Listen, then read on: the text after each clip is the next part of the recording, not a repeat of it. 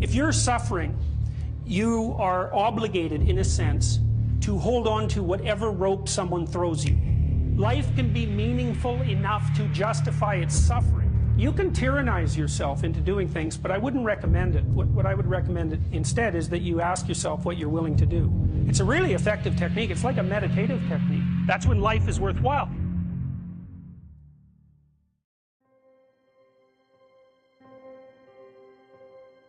I don't know exactly what's going to help you, but don't arbitrarily throw out any possibilities because you might not have that luxury.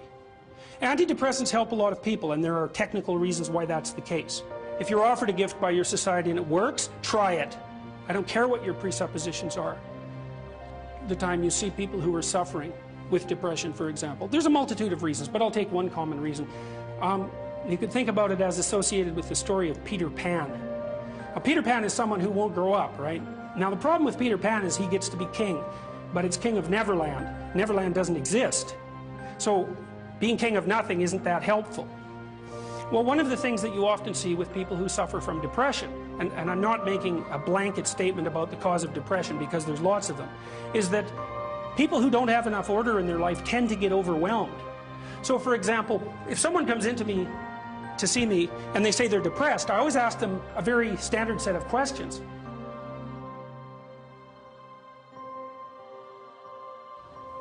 Do you have a job? If you don't have a job, you're really in trouble in our society. First of all, your biological rhythms tend to go off the rails right away because there's no reason to go to bed at any particular time and there's no reason to get up. And for many people, if they don't get up at the same time, they foul up the functioning of their circadian rhythms, and that's enough to make them depressed right off the bat, especially if they start napping during the afternoon.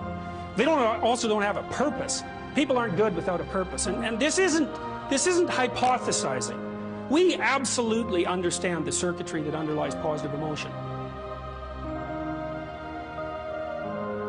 When you're attending to something you're interested in and you're engaged in it, that's when you're alive. That's when life is worthwhile. It's so worthwhile that in those moments you don't even ask the question about it. The question itself goes away because the meaning that you're united with is so powerful that it can push back the adversity that would otherwise characterize life. Nietzsche said, "The person who has a why can bear any how." We know how it works. Almost all the positive emotion that any of you are likely to experience in your life will not be a consequence of attaining things. It will be a consequence of seeing that things are working as you proceed towards a goal you value. That's completely different. And you need to know this because people are often stunned, for example. They finish their PhD thesis and their presupposition is that they're going to be elated for a month. And often instead they're actually depressed. And they think, oh, what the hell, I've been working on this for 7 years and I handed it in and what do I do now? And that's what depresses them, right? It's the what do I do now? Well, they're fine if they enjoyed it, pursuing the thing. As long as it was working out, they get a lot of enthusiasm and excitement out of that because that's how our nervous systems work. Most of your positive emotion is goal pursuit emotion.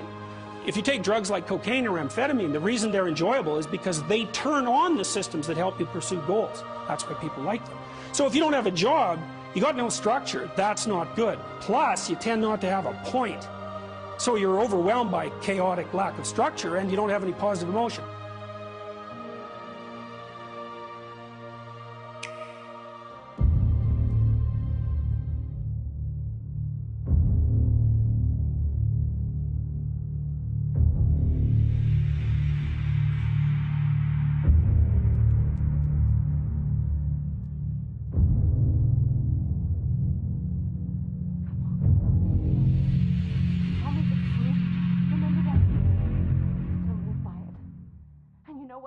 Good about the truth.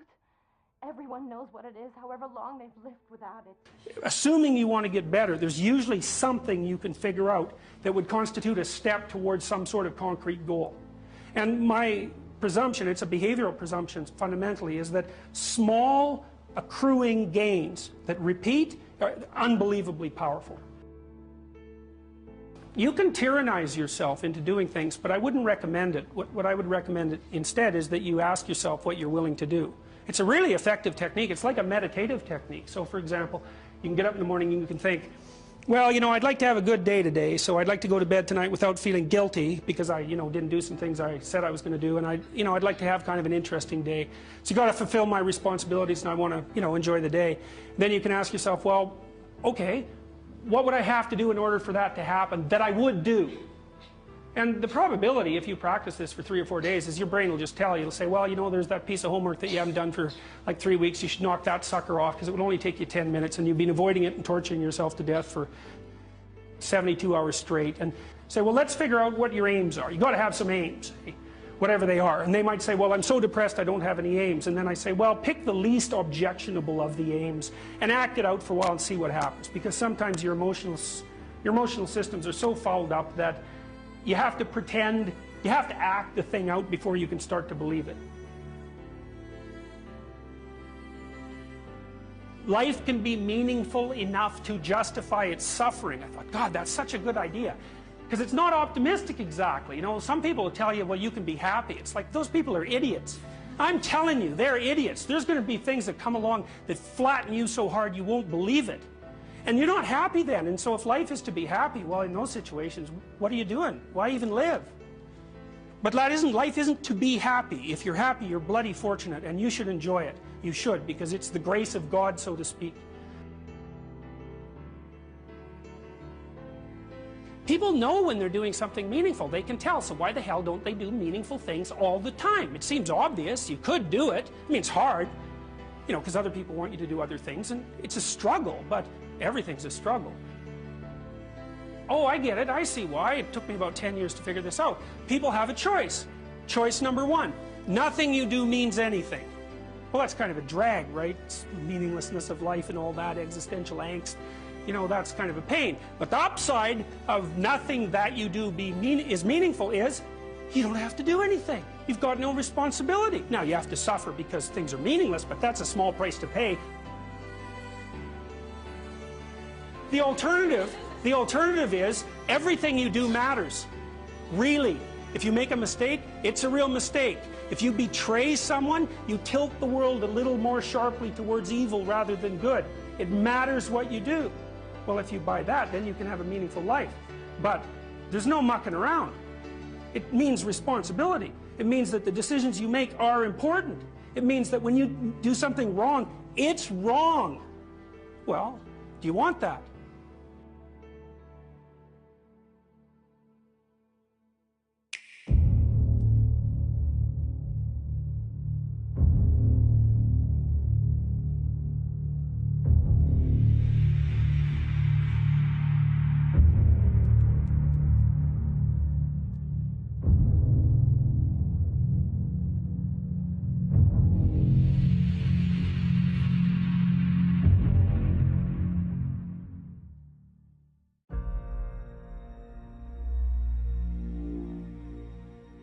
If you take people, then you expose them voluntarily to things that they are avoiding and are afraid of, that they know they need to overcome in order to meet their goals, their self-defined goals.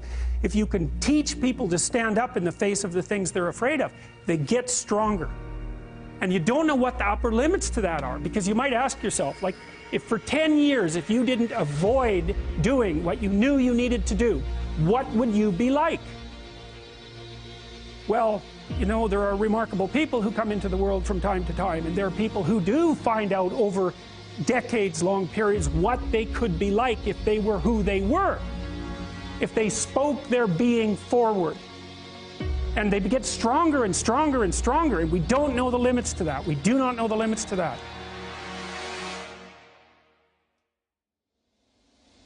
Probably running at about 51% of our capacity. You can think about this yourselves. I often ask undergraduates how many hours a day you waste or how many hours a week you waste. And the classic answer is something like 4 to 6 hours a day. Inefficient studying, watching things on YouTube that not only do you not want to watch, that you don't even care about, that make you feel horrible about watching after you're done. That's probably 4 hours right there. You think, well, that's 25 hours a week, it's 100 hours a month, that's 2.5 full work weeks, it's half a year of work weeks per year. And so if your life isn't everything it could be, you could ask yourself, well, what would happen if you just stopped wasting the opportunities that are in front of you? You'd be Who knows how much more efficient? 10 times more efficient, 20 times more efficient. That's the Pareto distribution. You have no idea how efficient people get. It's off the charts. It's not so obvious to me that people would take the meaningful path. You know, when you say, well, nihilists suffer dreadfully because there's no meaning in their life and they still suffer. Yeah, but the advantage is they have no responsibility. So that's the payoff, and I actually think that's the motivation. Say, well, I can't help being nihilistic. All my belief systems have collapsed. It's like, yeah, maybe. Maybe you've just allowed them to collapse because it's a hell of a lot easier than acting them out. And the price you pay is some meaningless suffering, but you can always whine about that and people will feel sorry for you. If you live a pathological life, you pathologize your society. And if enough people do that, then it's hell. Really, really.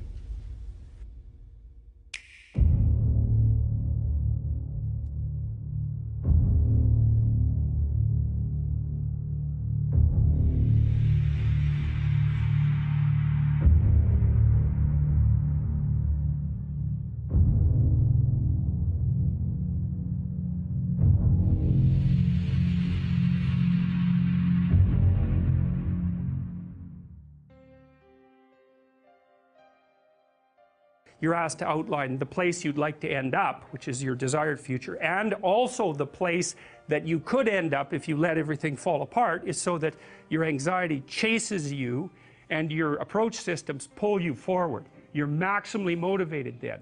And it's important because otherwise you can be afraid of pursuing the things that you want to pursue, right? And that's very common. And so then the fear inhibits you as the promise pulls you forward, but it makes you weak because you're afraid. You want to get your fear behind you, pushing you. And so what you want to be is more afraid of not pursuing your goals than you are of pursuing them. Putting yourself in a challenging mind frame is much easier on you psychophysiologically, because you don't go into the generalized stress response to the same degree. And you're activating your exploratory and seeking systems, which are dopaminergically mediated and that involve positive emotion. So if you can face something voluntarily rather than having it chase you, it's way better for you psychophysiologically. So that's partly why, well, it's worthwhile to go find the dragon in its lair instead of waiting for it to come and eat you.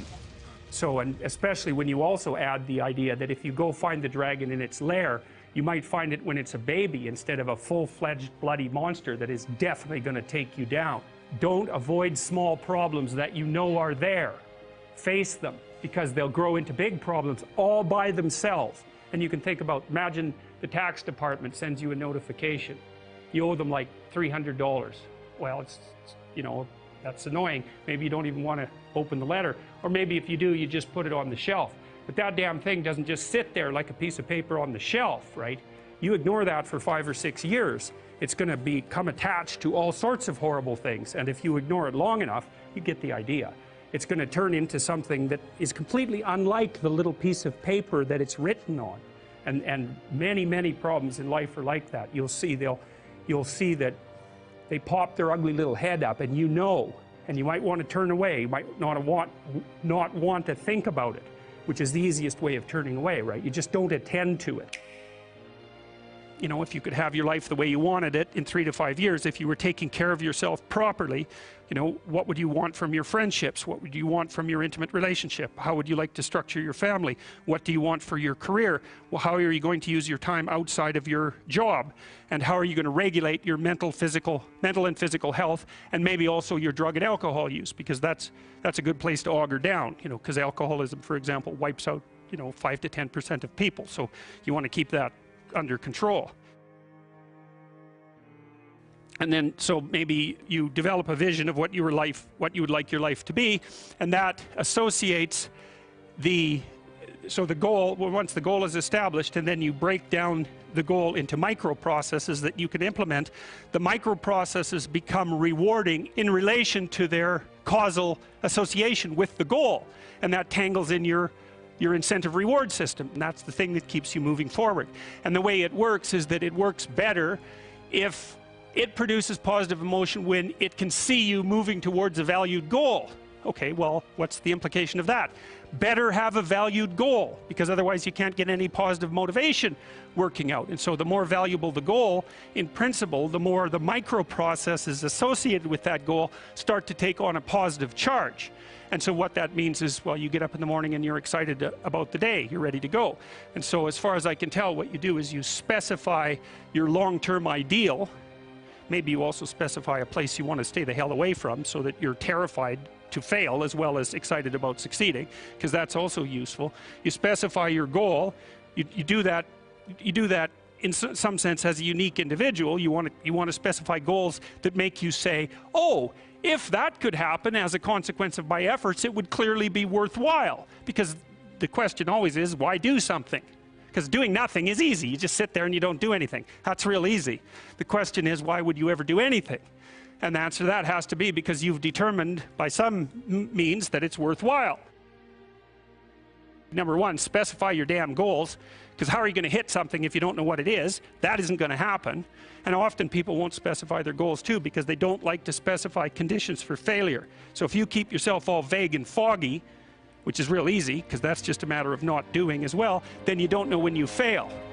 And people might say, well, I really don't want to know when I fail because that's painful. So I'll keep myself blind about when I fail. That's fine, except you'll fail all the time then. You just won't know it until you've failed so badly that you're done. Okay, so once you get your goal structure set up, you think, okay, if I could have this life, looks like that might be worth living, despite the fact that it's going to be, you know, anxiety-provoking and threatening, and there's going to be some suffering and loss involved and all of that. Obviously, the goal is to have a vision for your life such that, all things considered, that justifies your effort. Okay, so then what do? Well, then you turn down to the micro routines. It's like, okay, well, this is what I'm aiming for. How does that instantiate itself day to day, week to week, month to month? And that's where something like a schedule can be unbelievably useful. Google Calendar. It's like, make a damn schedule and stick to it. Okay, so what's the rule with the schedule? It's not a bloody prison. That's the first thing that people do wrong. They say, well, I don't like to follow a schedule. It's like, well, what kind of schedule are you setting up? Well, I have to do this, then I have to do this, then I have to do this, you know, and then I just go play video games, because who wants to do all these things that I have to do? It's like, wrong. Set the damn schedule up so that you have the day you want.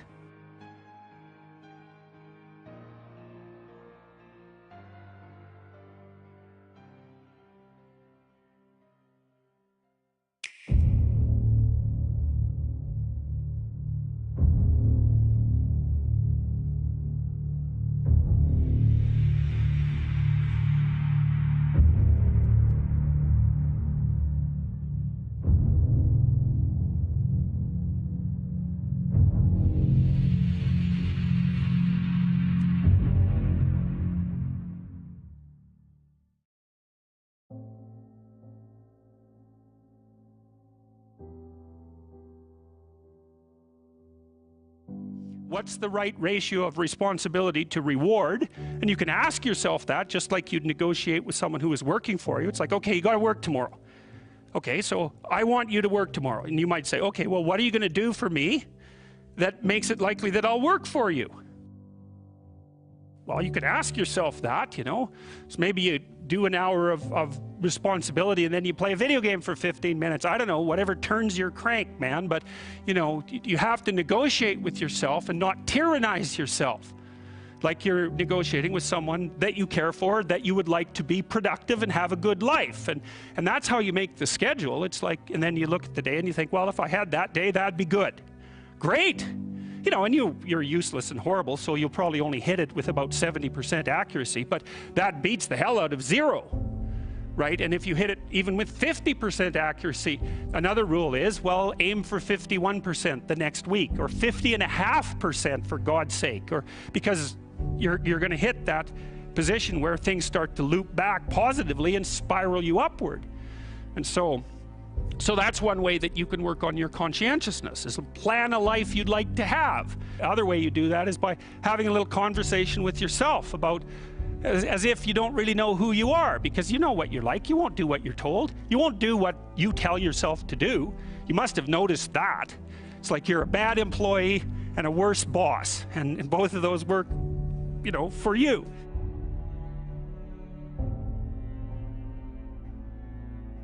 You don't know what you want to do, and then when you tell yourself what to do, you don't do it anyways. You should fire yourself and find someone else to be.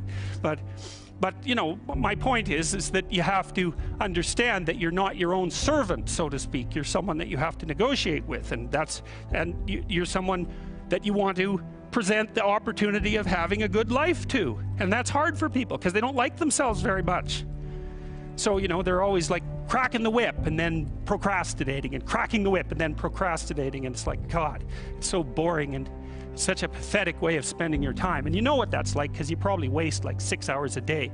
And I think we did an economic calculation about that a while back, right? Your time's probably worth $50 an hour, something like that. I mean, you're not getting paid that now, but you're young, and so this is investment time, and what you do now is going to multiply its effects in the future. So let's say it's $50 an hour, which is perfectly reasonable. So if you waste 6 hours a day, and you are, then you're wasting about $2,000 a week, or about $100,000 a year. So like, go ahead, but that's what it's costing you every hour. And you need to know what your damn time is worth. So let's say it's not $50, it's 30, whatever. Maybe it's 100, it's somewhere in that range. One of the things you should be asking yourself is, when you spend an hour, was that, well, would have I paid someone $50 to have had that hour? And if the answer is no, it's like, well, maybe you should do something else with your time. And it depends on whether or not you think that your time's worthwhile. But the funny thing about not assuming that is, if you assume your time isn't worthwhile, what happens is you don't just sit around sort of randomly in a state of responsibilityless bliss. What you do is you suffer existentially. And so that seems like a stupid solution.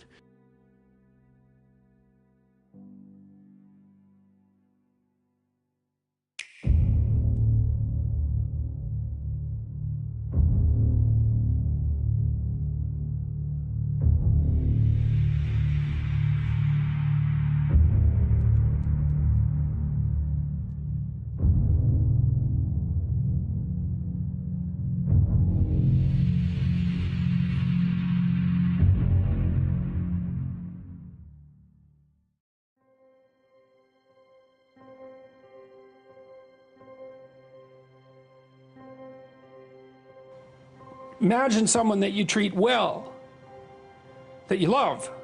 Then try to treat yourself that way. You got to detach from yourself a bit. You got to think, okay, well, I'm a person among other people, and I deserve at least as much respect as a person among other people, and I should be trying to help myself across time. And instead of being self-contemptuous and self-destructive, I need to take care of myself as if I'm potentially valuable, and to lay out my life that way. And so that's what that chapter is about. And it's hard for people, you know. They don't take care of themselves as well as they should. And I don't mean, you know, take care of yourself. I mean, that isn't what I mean. It's like, it's not a moralistic attack. It's like, it's an encouragement to give yourself a bit of the benefit of the doubt. Take care of your room, take care of your things, like have some respect for yourself. It's like there is a lot of potential within you, and there's many things that you can do, and you're necessary more than you think to the unfolding of things. Like, if you make a bunch of bad decisions, things get worse, not just for you, like things get worse. And so it matters what you do, and so part of what you do is you want to treat yourself as if what you do matters. And so you want to have some respect for yourself.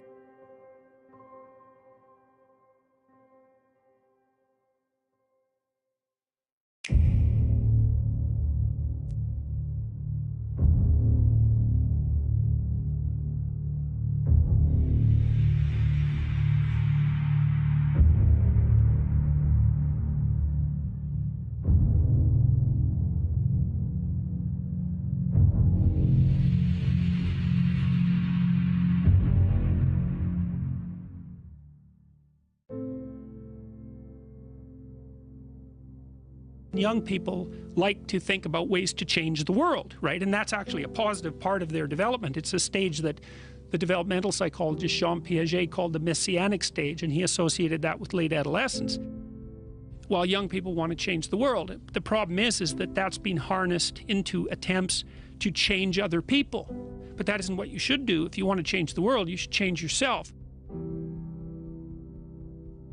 In the sense that Alexander Solzhenitsyn said when he analyzed the Soviet Union, he said, don't be thinking that the line that divides good from evil runs down a political spectrum or countries or something like that. It runs down, right down the middle of your soul. And if you want to sort out the world, then what you do is you sort yourself out. It's a serious business. They say it's more difficult to rule yourself than to rule a city. Because you're complicated, and there are horrible monsters inside of you that need to be tamed and to be brought into alignment and submission, so that you can be a powerful and useful person. And instead of rushing out there to change the world by changing other bad people, that they should look inward and sort themselves out properly. And if you have a memory that's more than 18 months old, approximately, and when you pull that memory up to mind, if you still have an emotional reaction, that means you haven't fully articulated the memory. You haven't analyzed it causally. You haven't freed yourself from its grasp, and you're carrying it like a weight. And your brain responds to that. Like the more weight you're carrying like that, more baggage, let's say, the more of the stress hormone cortisol your brain produces. And cortisol makes you old. Divide your life up into 6 epochs. And then divide each of those, that might be, say, birth to kindergarten, and then maybe elementary school, and then maybe junior high school, however you want to do it. And then to write about the emotionally significant events in each of those epochs, and then to describe their effects on you, and then to analyze how you did in those situations, what you might have done differently, what you might do differently in the future, to straighten out your past.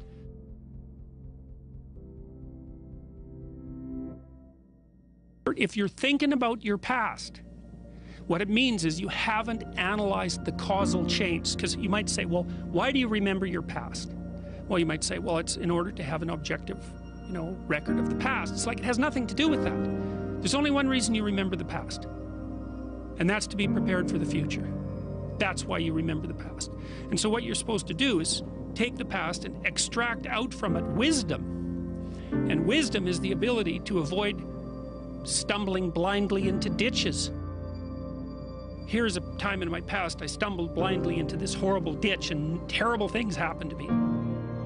You need to take that apart. You need to figure out, how was it that events conspired with your participation, voluntarily or involuntarily, so that that terrible consequence emerged. You need to know why that happened and how you could react differently in that situation. And as soon as you do that, your brain will leave it alone. It won't obsess you about it anymore, because the anxiety-producing parts of your brain are basically trying to tell you where there are obstacles in your environment. Don't go there, there's fire. Maybe you could master the fire, right? Then you're a wielder of fire, you're not just a victim. And lots of situations are dangerous or not dangerous depending on your level of mastery, right? Life is like that. And so a negative emotion that's associated with a memory is something that's crying out for mastery, and writing can really help with that.